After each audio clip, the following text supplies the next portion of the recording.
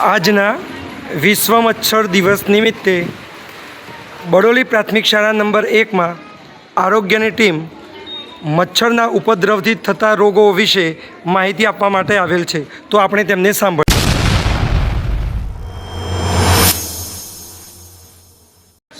જુઓ, આમાં જે મેલેરિયા લખેલું છે, બરાબર.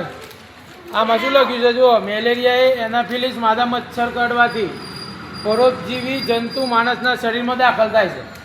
ત્યારબાદ 10 થી 14 દિવસ પછી મેલેરિયાનો તાવ આવે છે, બરાબર. તો તાવ આવે તો એના શું લક્ષણો હોય? તો એ નીચે મુજબ છે. જુઓ, ટાઢ ચડીને તાવ આવો, માથું દુખે, શરીર દુખે, કરતર થાય, ઉલટી થાય કે ઉબકા આવે, તાવ ઉતરે ત્યારે ખૂબ પરસેવો થાય. આ બધા એના લક્ષણો છે. જો મેલેરિયા થાય ત્યારે શું કરવું? તો જો, ગામની આશા, આરોગ્ય કાર્યકર તથા નજીકના સરકારી દવાખાને જઈ લોહીની મફત તપાસ કરાવો અને ડૉક્ટરની સલાહ મુજબ સંપૂર્ણ સારવાર વિનામૂલ્યે મેળવો, બરાબર. મેલેરિયાના મચ્છરો ક્યાં પેદા થાય છે? તો ઘરમાં કે ઘરની આજુબાજુમાં જ્યાં પાણી ભરાતું હોય, જેમ કે માટલા, કુલડી, કુંડાઓ, છત ઉપરની ખુલ્લી ટાંકીઓ, તૂટેલા ફૂટેલા વાસણો, પશુઓ માટે પાણી પીવાના હવાડા, નકામા ટાયરો વગેરેમાં મેલેરિયા ફેલાવતા મચ્છરો પેદા થાય છે.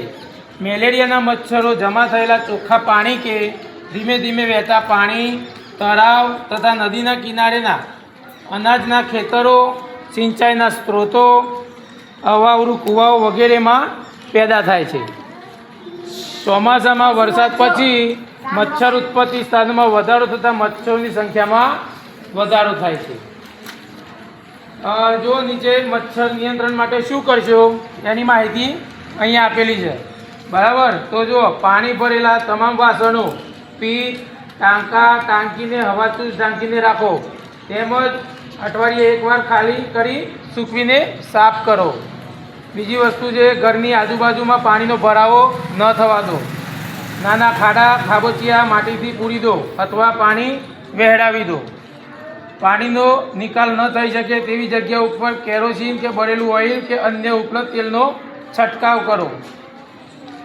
બંધિયાર પાણીના મોટા ખાડા, અવાવરું કૂવા તેમજ જળાશય વગેરેમાં કોરા ભક્ષક માછલીઓ મૂકો. અને નીચે શું છે? તો મચ્છરોથી બચવા માટે શું કરશો? તો રાત્રે સૂતી વખતે દવાયુક્ત મચ્છરદાનીનો ઉપયોગ કરો. મચ્છર અગરબત્તી કે લીમડાના પાનનો ધુમાડો કરી મચ્છરોને દૂર રાખો. સંધ્યા સમયેથી જ ઘરના બારીબારણા બંધ રાખો. સંપૂર્ણ શરીર ઢંકાય તેવા આખી બના કપડાં પહેરો. આપણે મેલેરિયાથી બચવા માટે આટલું કરવાનું છે.